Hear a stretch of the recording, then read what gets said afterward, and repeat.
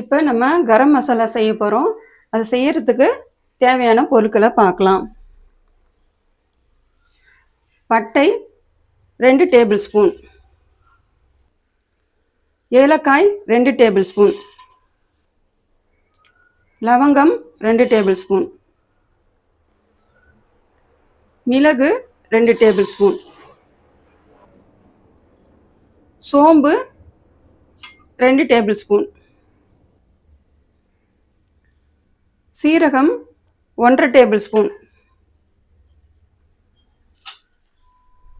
அனாசிப்பூ 5 எடுத்து அதை சின்ன சின்ன துண்டுகளாக பிச்சு வச்சுருக்கேன்.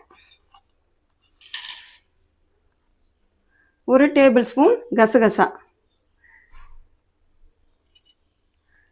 கருப்பு ஏலக்காய் ஒரு 3, ஒரு 3 பீஸ் கல்பாசி,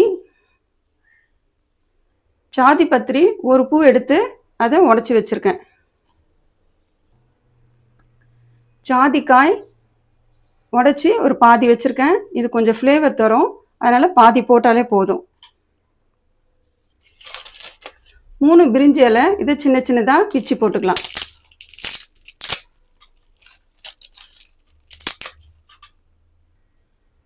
இதையெல்லாம் நல்லா சூடு பறக்கிற வரைக்கும் வறுத்தா போதும்.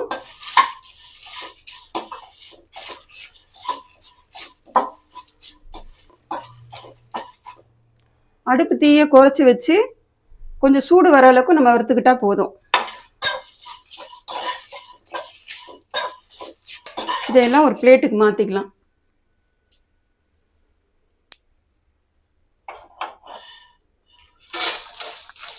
இந்த மசாலா பொருட்கள் கூடவே 3 டேபிள் ஸ்பூன் தனியா,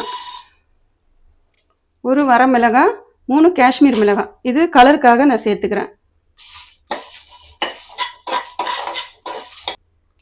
இது எல்லா பொருட்களுமே கிராம் கணக்கில் பார்த்தீங்கன்னா 20 கிராம் 20 கிராம் வரும்.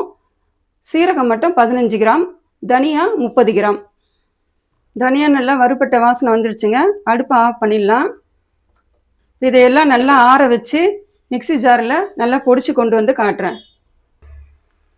இப்போ கரம் மசாலா நம்ம மிக்சி ஜாரில் அரைச்சி கொண்டு வந்துட்டோம். இதை பாருங்கள், இந்த மாதிரி நைஸாக அரைச்சிடணும்.